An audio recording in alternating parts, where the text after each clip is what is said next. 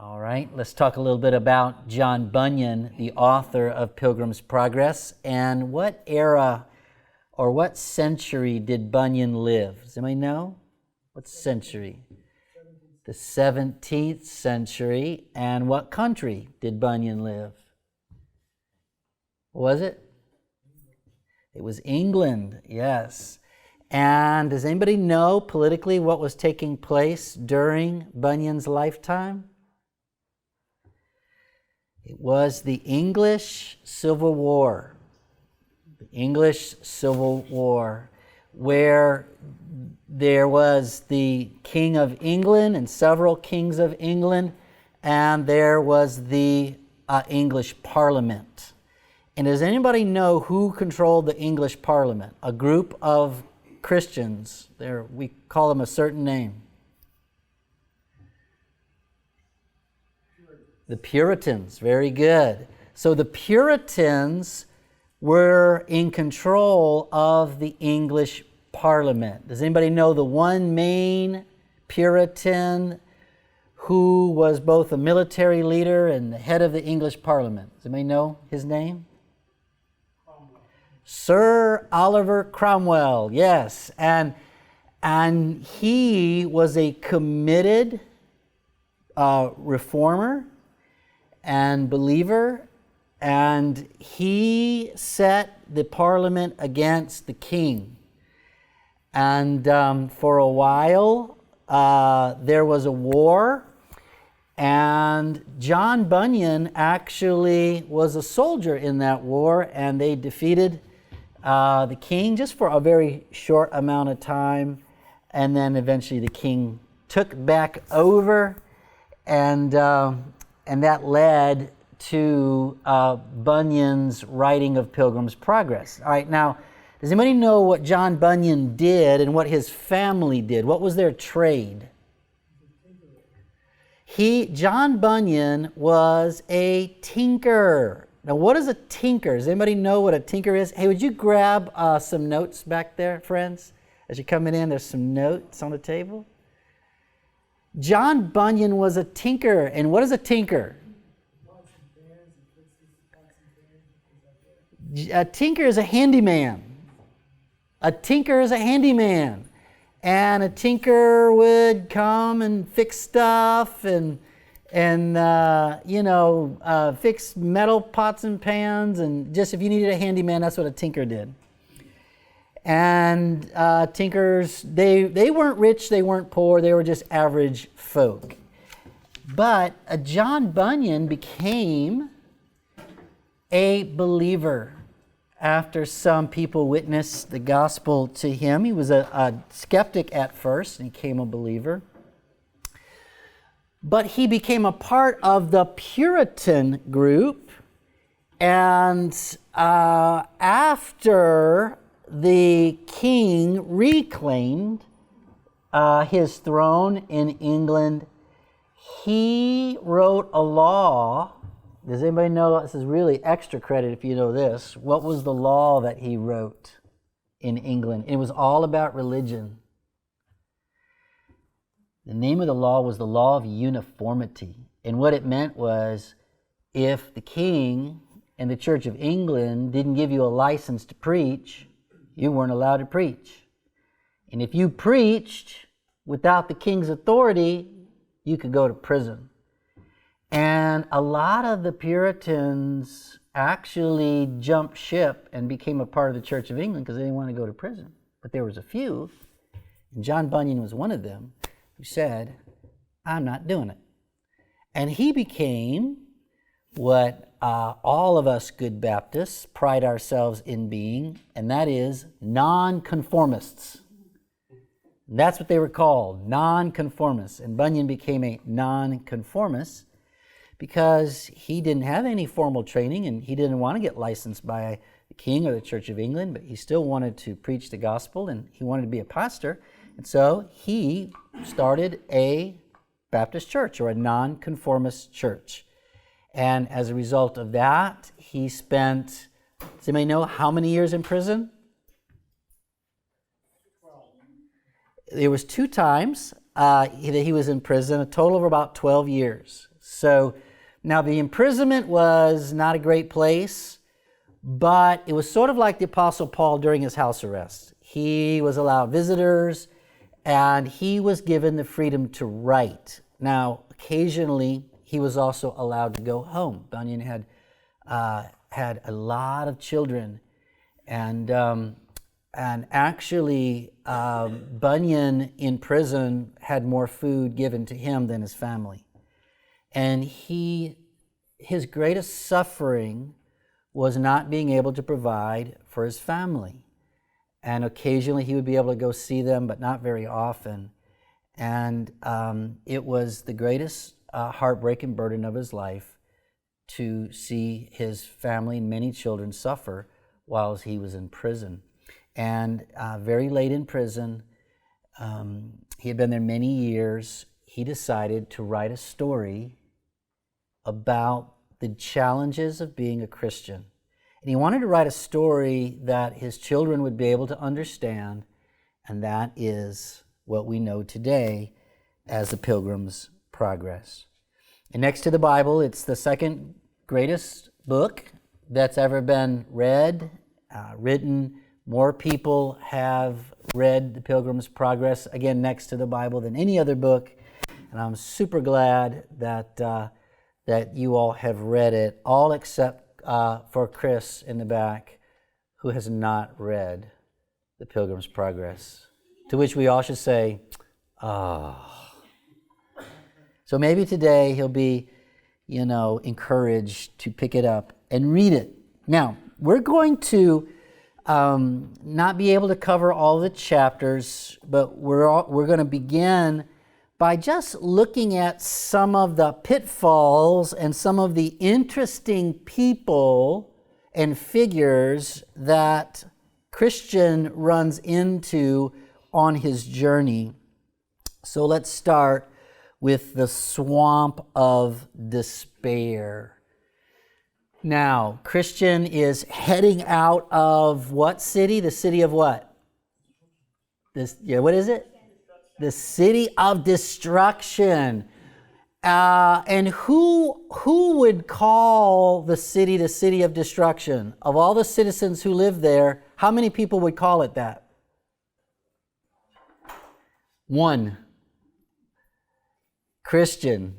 Because everybody else didn't think it was the city of destruction, right? They thought everything was fine.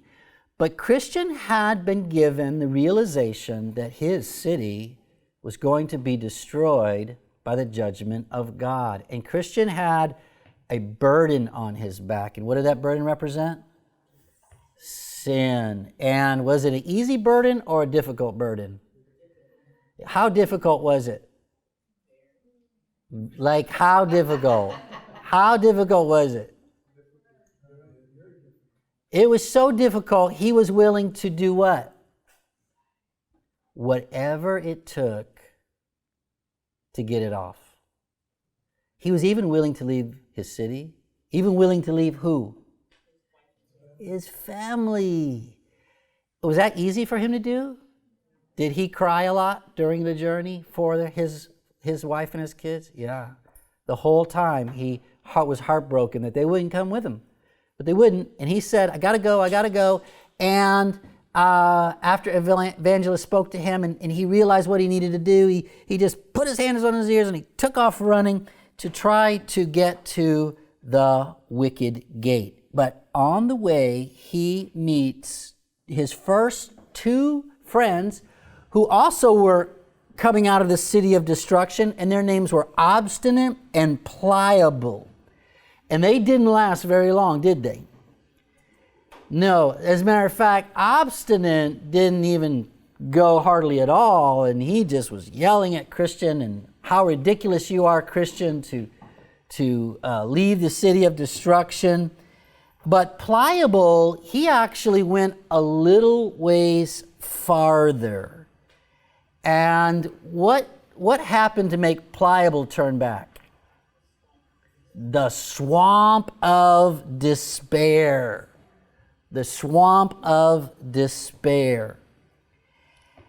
And what was the swamp of despair? What did that represent?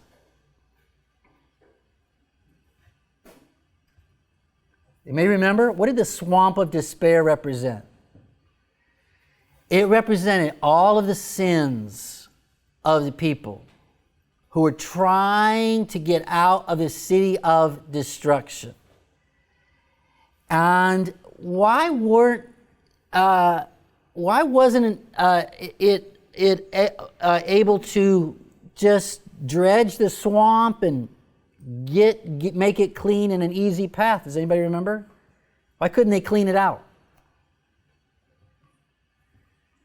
Because so much sin just kept piling up and piling up and piling up. As a matter of fact, the Lord had placed some steps that you could step on and make your way through the swamp of despair, but you couldn't even see those steps. And the steps were obedience to the law. That if you knew they were there and could see them, you could simply walk through the swamp of despair. But there is so much sin and so much garbage and so much gook that it just made it a difficult place, in some ways an impossible place to make it through. And Pliable got halfway through it and he was like, what did he say? I'm out. If this is what the pathway to heaven is going to be like, then count me out. So Obstinate didn't even want to start. He didn't even care what Christian had to say. Pliable said, oh, great, I'll go with you. We're going to a better place. But quickly he said, I'm out of this. This is too difficult for me. But now Christian made it all the way through. And what Bunyan is doing is he is reminding us of the different types of people that Jesus talked about in the parable of the sower and the seed. So let's look at Matthew 13. So we're also going to need our Bibles today. Matthew 13.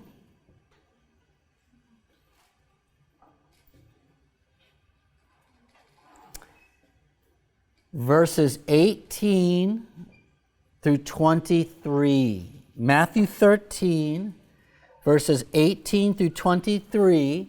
And let's try to figure out, as Jesus tells the story about the sower and the seed, what type of seed was obstinate and what type of seed was pliable and what type of seed was Christian. All right? Let's see if we can figure this out. And if someone would read that, Matthew 13, verse 18 through 23. Read it out loud.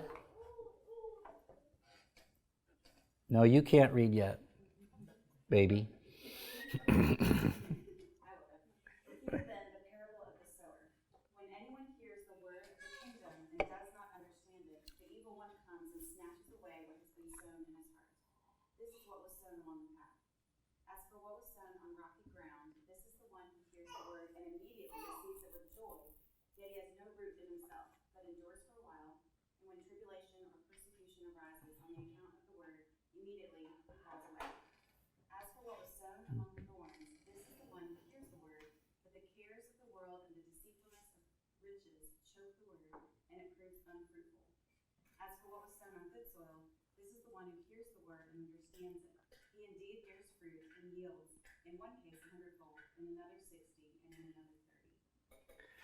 So, which soil does obstinate represent? Rocky soil. Why do you think that's the case, Alex? What happened to him?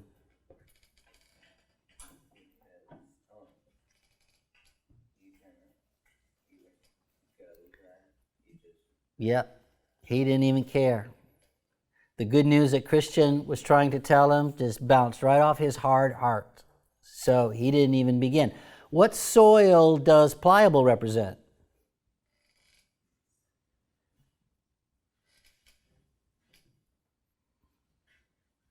What do you think?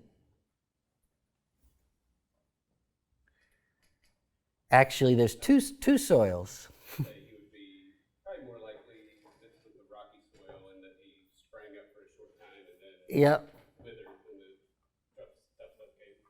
Yep. Could be both the the rocky soil and the one with weeds, but probably the rocky soil, right? Because initially he's all excited and I'll go with you, but as soon as the first affliction came, he was done. Now, what soil does Christian represent? The good soil. And over the three soils, how many of them really are Christians? Only the good soil. Only the good soil. So sometimes even if people say they're a Christian or say they've made a decision for Jesus, if the cares of the world or affliction cause them to fall away and they lose their faith, it means they never had faith to begin. And so only the seed that falls on the good soil will bear fruit. And Christian represents that. And Christian, the first challenge he had was avoiding the pitfall of the swamp of despair.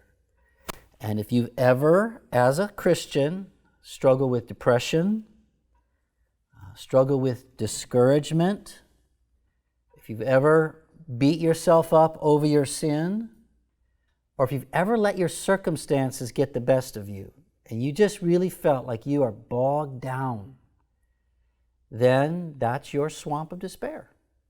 And every Christian has his own swamp of despair. We all do, because Christian story is all of our story. And we all have our own swamps. And sometimes the swamp feels like it's going to overwhelm you. And sometimes you feel like there's no way to get through it. And to be honest, on your own strength, you can't get through the swamp of despair. Because does anybody remember how Christian was able to get out? Yes. A person named Help extended a hand, pulled him out of the swamp. And I think Bunyan was considering Psalm 40 verse 2 at this point, where it says, "He brought me out of the pit of destruction, out of the miry clay, and he set my feet upon a rock, making my footsteps firm." And the Lord will promise to do that to all of us if we will look for help when we find ourselves in despair. Okay, Christian then, now he's by himself, and his other friends are going back to the city of destruction. And he then meets a very unfortunate person named Worldly Wise Man. And this is an important figure, because who does Worldly Wise Man represent? Does anybody know? Who does he represent? The wisdom of this world and the values of this world that are set apart from the gospel. All right, can anybody help me with this? What would be a value of the world that is not a value of the gospel? Can you think of some? You can work your way to heaven. One would be that you can work your way into heaven. You can be good enough that God will let you into heaven. That's the world's wisdom. What else? Yes, honey. Yes, pursuit of wealth, love of money, worldly wisdom. What else? Yes, don't worry about tomorrow, don't worry about the future, live for the day, live for yourself. Yes. Anything else? Worldly wisdom. Yes, just self-sufficiency. Let me be me. Let me do my thing. Or lack of love for your neighbor. I got to love me first. This is a me first world. I gotta do for me before I can do for anybody else. Yes, the wisdom of the world. Now, somebody read 1 Corinthians 3, 18 and 19 and see what it says about worldly wisdom. What does it say about worldly wisdom? 1 Corinthians 3, 18 and 19. Go ahead, read it loud. Let no one deceive himself. If anyone among you thinks that he is wise in this age, let him become a fool, that he may become wise. For the wisdom of this world is folly with God. For it is written, He catches the wise in their craftiness.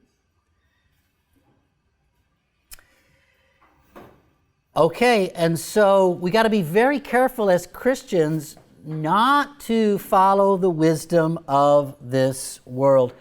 And you have to understand at this point in time, Christian hasn't even yet become saved. He's on the journey towards it, and he's being drawn towards the cross, but he's still in search of what the truth is. And that's so common with people who, are trying to pursue truth, and yet they get some really bad advice. Sometimes they follow it. Or even as new believers, when you don't really know what it means to be a Christian, you can receive some really bad advice and you can follow it. And time again, Christians struggled with this, and unfortunately, he began to listen to worldly wise man.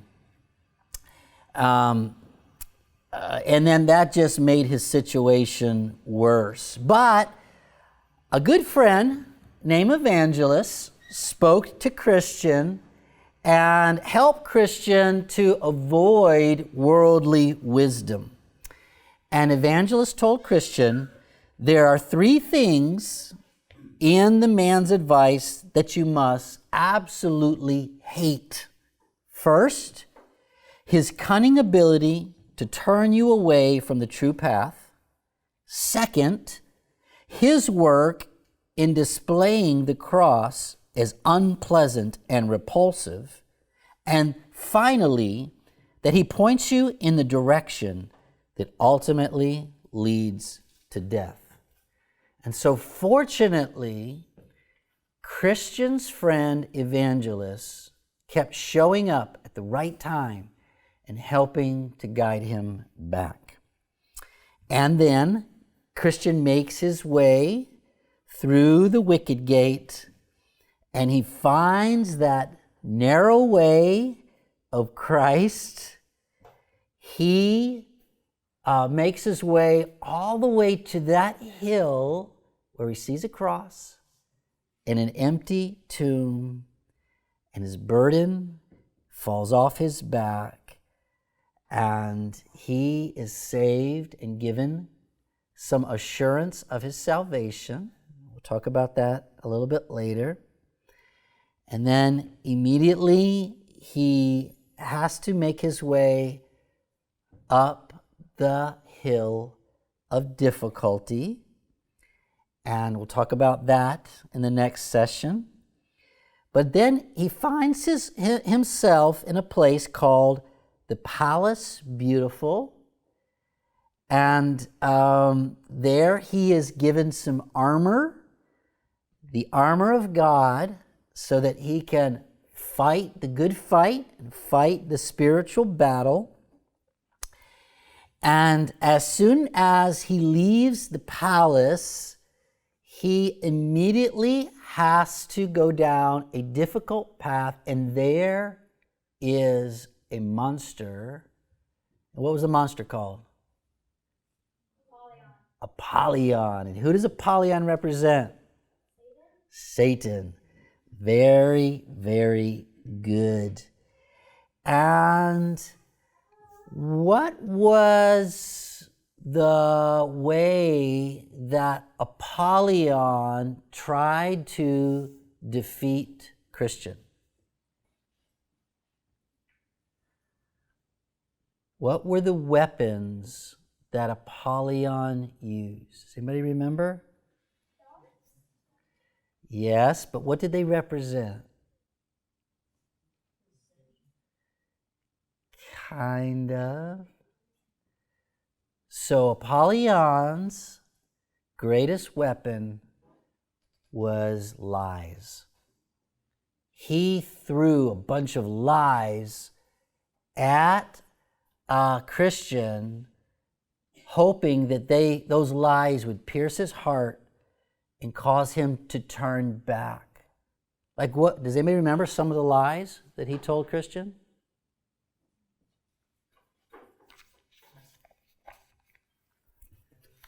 There was a bunch of them.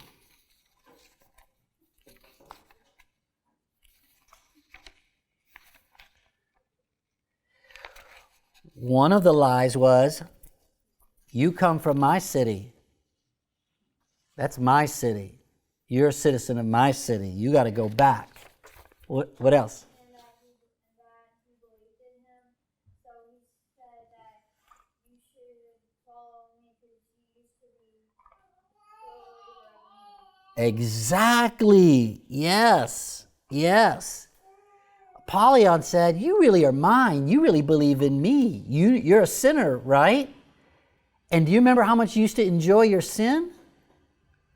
And so he tried to make Christian sin look good and alluring. And he tried to intimidate Christian by saying, you're not going to make it on this journey. This journey will kill you. You're not strong enough. And he reminded him that already so many people have turned back. And it was a good thing that they turned back. And he told all of these lies to Christian. And he wanted to get Christian to turn his back and start heading the other way. And what was interesting is that when Christian faced Apollyon, he had this amazing armor that he had been given. A shield and a sword. But he didn't have any armor on his backside. Why?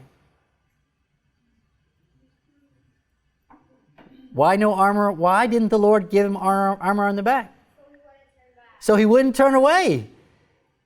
Christian realized, if I turn around, I'm fully exposed and he's going to kill me. And so Christian had to face Apollyon face to face, right? And it was a tremendous battle. And at one point in the battle, it looked like Christian was going to be defeated. And what did Christian do?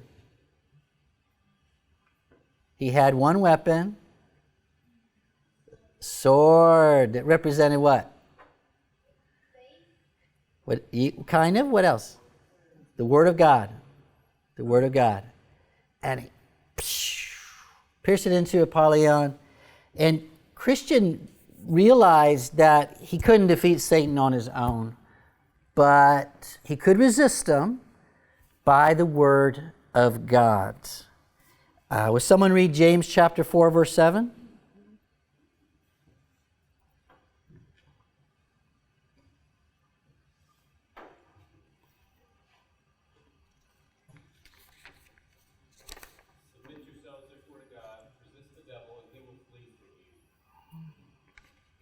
And so, Christian was able to resist Satan because of God's word and God's promise, and eventually Apollyon then fled. Well, one of the friends that we'll talk about that Christian picks up is a man called Faithful. And Faithful was making his way down the narrow path, just like Christian. And fortunately, they had come together on the journey. And as they came together on the journey, they found another guy, and his name was Talkative. And what was Talkative's problem? Other than he talked too much. You may know what Talkative's problem was?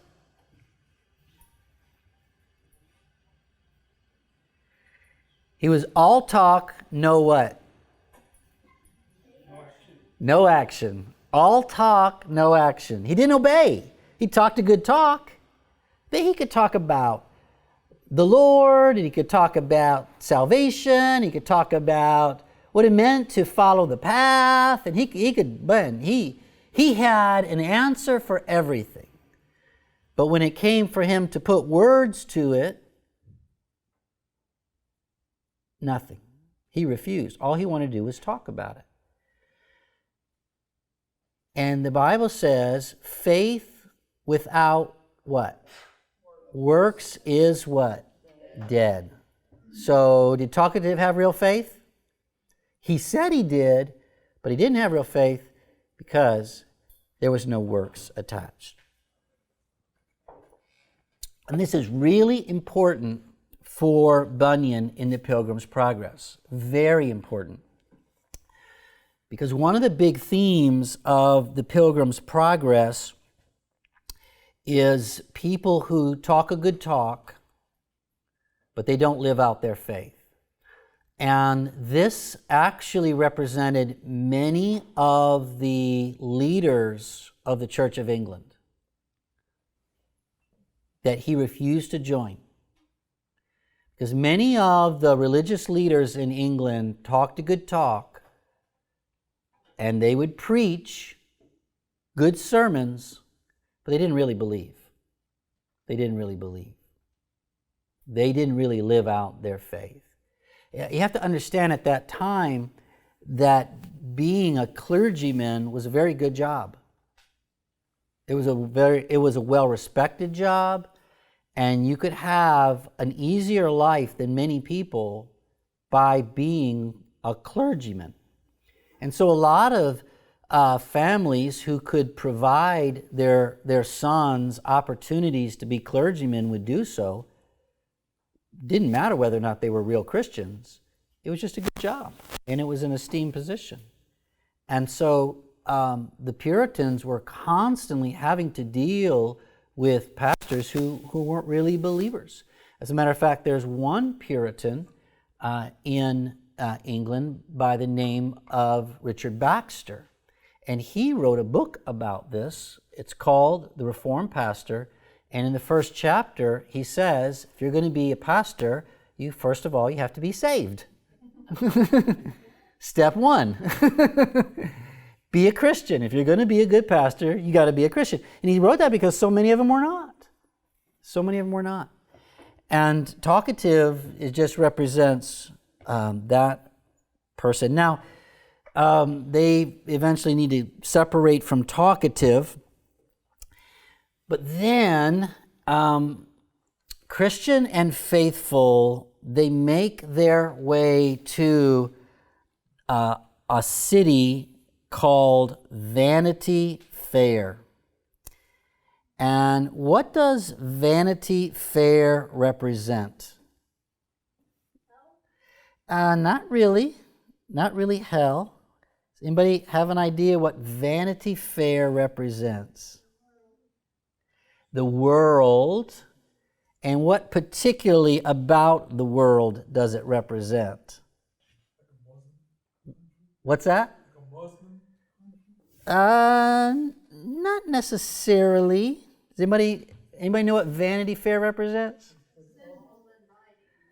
Yeah. So it represents all of the things that people desire and lust for, right? All of the things that people desire and lust after. And Vanity Fair is the place where you can get them. And it's like going to the state fair, where it's a big party and everybody's trying to get you to eat stuff that's not good for your body and buy stuff that will fall apart the next day and spend a lot of money in playing silly games and ride rides that look like they're going to fall apart as soon as you get on them. And it's Vanity Fair. And everybody was trying to sell Christian and faithful vainglory and immorality and worldliness and lust. And they said, we don't want to buy any of that. But they said, there is something that we want to buy. And what was it? You remember? Truth. They said, we're only here to buy truth. And what did the citizens of Vanity Fair think about that? Oh, they got mad, did they? They got mad. And they began to hate Faithful and Christian, to the point where they put Faithful and Christian in prison. And does anybody know what Faithful and Christian did while they were in prison? They sang, they witnessed to people, and do you know what? Some people in Vanity Fair began to listen to them. Does anybody know one particular person that we find out later who actually listened to Faithful? Hopeful. There was one person who was not a Christian. He lived in Vanity Fair, and he began to listen to Faithful. And we'll learn later that he becomes a Christian, and he becomes one of Christian's best friends. And they go all the way to heaven together, and that person is Hopeful. So even though they were in prison, they were being witnesses. Sort of like who in the Bible? Sort of like the apostles, right? Peter and John and Paul and Silas, and they would witness. They would witness. Now, what happened to Faithful in Vanity Fair? He died. In what ways was Faithful's death similar to the death of Jesus?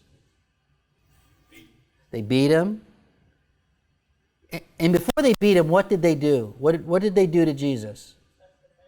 They arrested him, and they brought up what type of people? Yeah, and what did they do to Jesus? To try to convince the Pilate to kill him, what did they do to Jesus? They falsely accused him, right? False accusers. And there are so many false accusers that came against Faithful. And they told all these lies about him. And then they took him to the jury. And the jury, they were just really bad guys. And they were all blind. They were blind. And they finally all agreed, like Pilate, okay, it's better off just to crucify Jesus. And they said, okay, better off just to kill Faithful.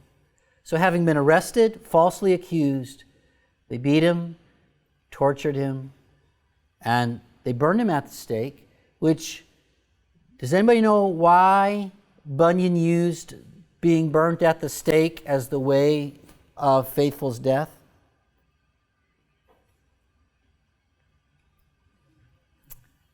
Anybody know why?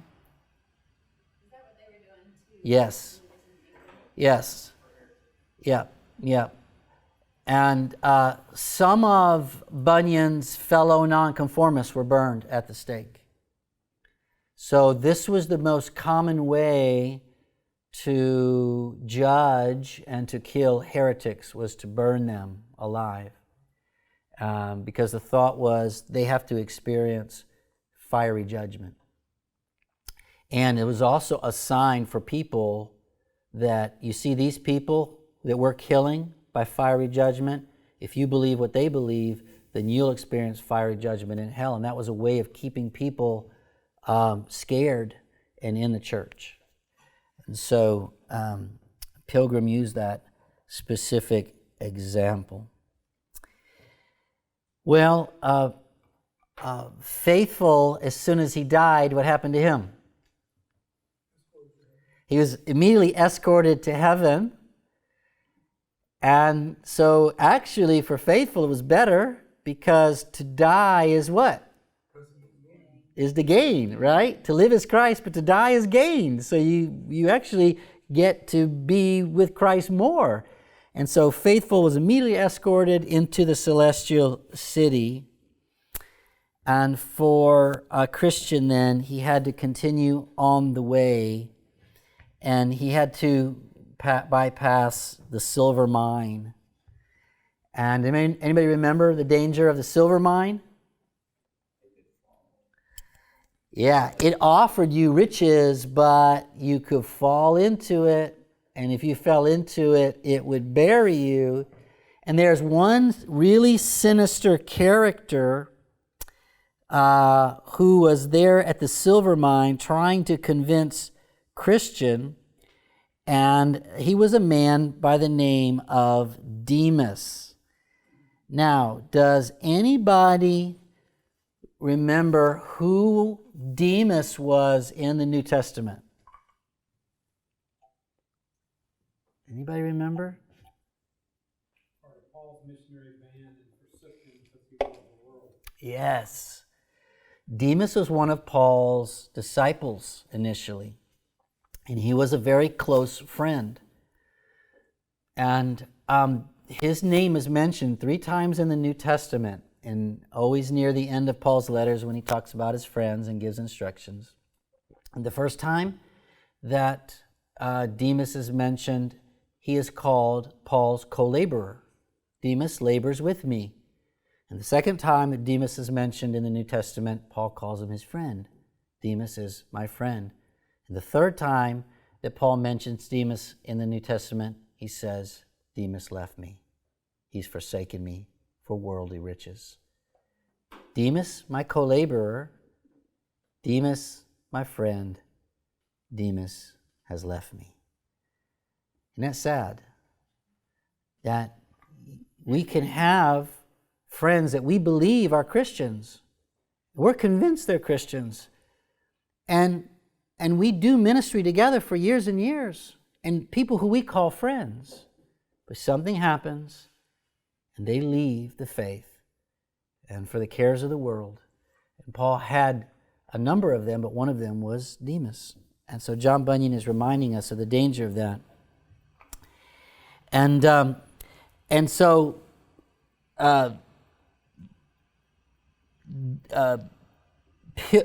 Christian, and now with his new friend, Hopeful, and they're making their way again towards the celestial city, and they avoid the silver mine in Demas, and they bypass Lot's wife, who's a pillar of salt. And what does Lot's wife represent to us? Don't look back. Don't look back and begin to wonder, maybe the silver mine is better.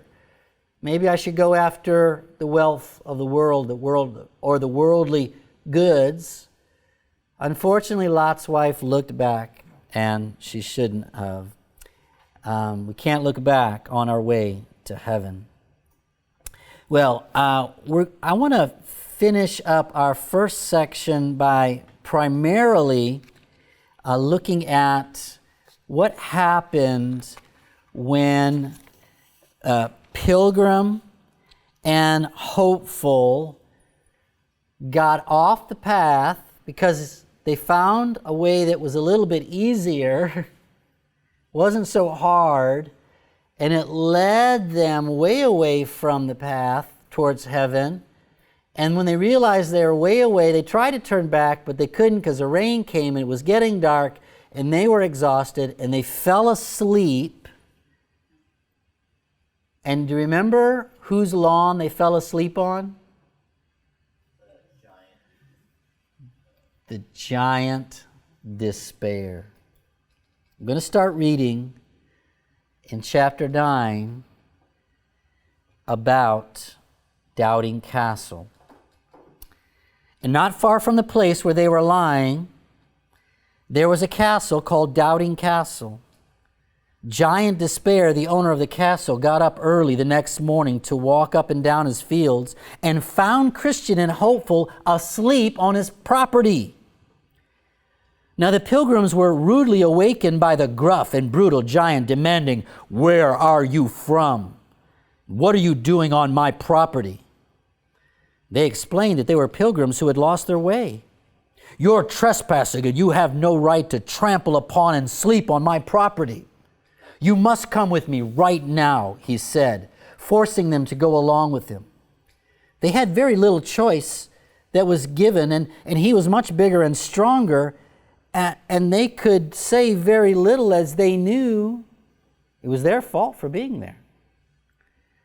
Well, the giant drove his prisoners like cattle all the way into his castle and locked them up in a very dark dungeon cell. Now, Christian and hopeful spirits soon became discouraged in this smelly and nasty cell.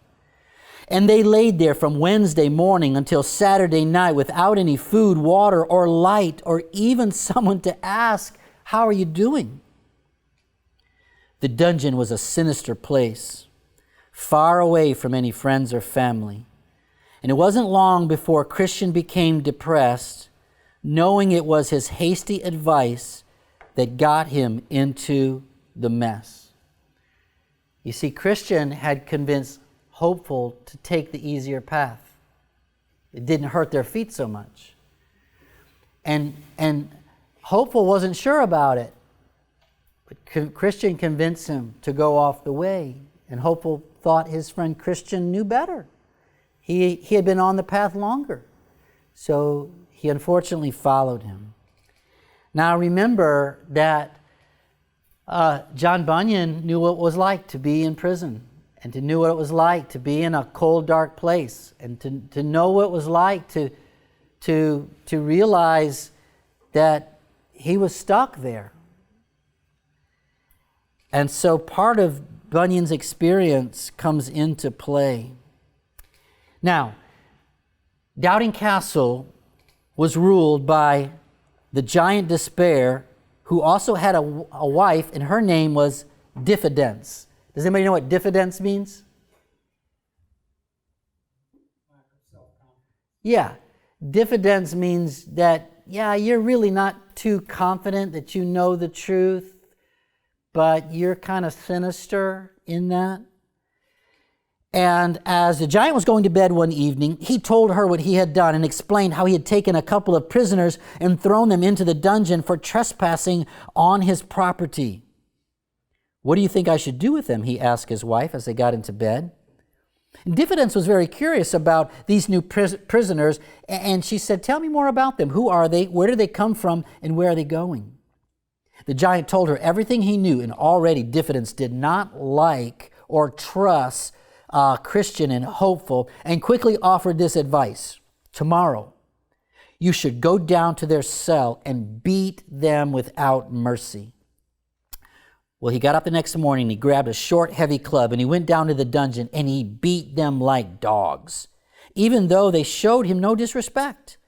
His attacks were so severe that they could not protect themselves or escape. And once he had finished, the giant left them there for the rest of the day to grieve and mourn in pain.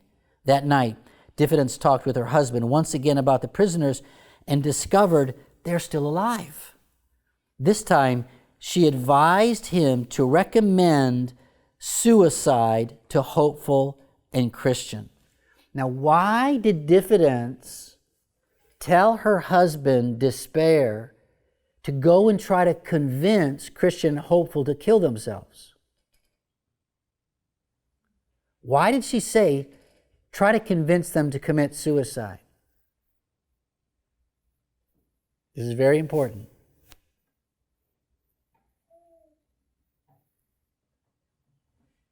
What's that? They couldn't kill them. Yes. Because Diffidence and even the giant Despair did not have the power to kill Christian and Hopeful. And so they tried to use every other means for them to be killed, but they realized they would have to kill themselves. So the next morning the giant went to the dungeon in the same surly manner as before, and you notice how sore they were from the beatings he had given them yesterday. He said, "Since neither of you are likely to ever leave this dungeon, your best alternative is to kill yourself. You can use a knife, a noose, or poison," he said, laying all those items down in the cage. "Why would you choose to go on living, seeing that your life is so filled with so much sorrow?" And they begged him to let him go, which only made the giant furious. So furious that he actually did try to rush at them and kill them. And he would have succeeded, except he fell into one of his seizures, which often happened on sunny days. And during these fits, his hands became temporarily paralyzed, so he left them alone to consider his advice with the tools that he had provided. The giant wanted to kill him, but as soon as he tried, he went into an epileptic seizure and he just froze and he couldn't do it, especially when there was sunny days. And so all he could do was to continue to beat them down and try to convince them to kill themselves. And Christian had an honest conversation with Hopeful about whether or not they should take their lives. Hopeful, he said, "What should we do? This is a miserable life to live. As for me, I don't know whether it's better to live like this or die by my own hand. My soul chooses strangling rather than living, and the grave seems more desirable than this dungeon." And he paused for a moment and he lowered his voice and he said, "What do you think? Should we take the giant's advice?" You see, there are even Christians who get to the point of thinking, maybe I should just kill myself. Maybe it'd be better just to kill myself and go to heaven. Even believers who find themselves in the prison of despair, in the prison of depression, in the prison of fear and anxiety. They just feel like it's not worth it. There's no help for me here. And they actually contemplate suicide during these most difficult times. Now, in pain, Hopeful eased his back against the cell wall for some support, and he said, "It's true that our present condition is horrible, and I would welcome death rather than live in this misery forever, but don't forget what the Lord of the country of where we're heading has said to us, do not murder." And that would include, he went on to say, taking our own life. And so he convinced Christian not to kill himself. And there they remained all day in the prison, in depression and in pain. And that evening, the giant walked down to the dungeon to see if Christian and Hopeful had taken his advice, but he found them alive, although barely. And they were so malnourished, and they had been beaten so badly, and their wounds were so severe they could hardly breathe, but they still were alive, and it made him furious. He said, "Seeing that you have disobeyed my advice, it will be worse for you than that is if you had never been born." And he slammed the cell door behind them, and immediately they both were so filled with fear. Christian was so filled with fear he fainted.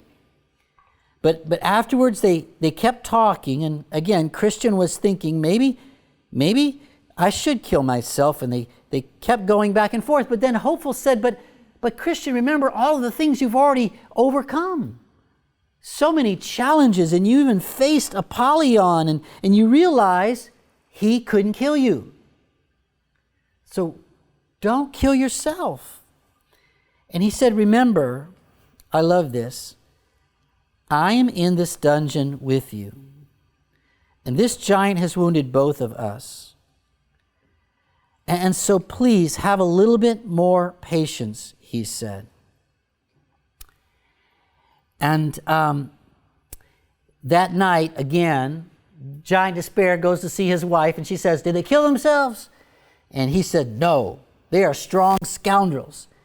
And so Diffidence says, all right, do this tomorrow, drag them out and show them all the dead bones. And convince them that they're simply going to be killed if they don't kill themselves. And sure enough, he did that, and he dragged them out, and he showed them all the dead bones, and it didn't do anything.